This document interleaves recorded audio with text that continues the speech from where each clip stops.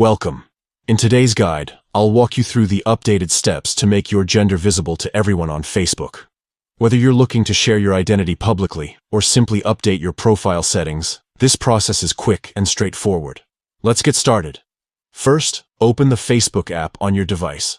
Once it's loaded, navigate to your profile by tapping on your profile picture or name at the top of the screen. This will take you directly to your personal profile page. Next, scroll down and look for the option that says, See Your About Info.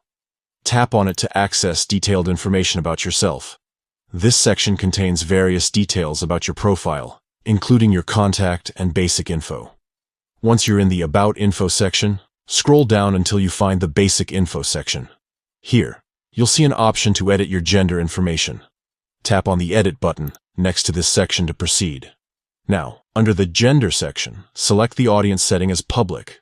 This ensures that everyone can see your gender information when they visit your profile.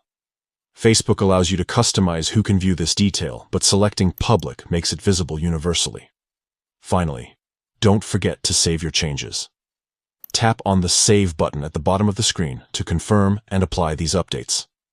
Your gender information is now publicly visible on Facebook, and that's it.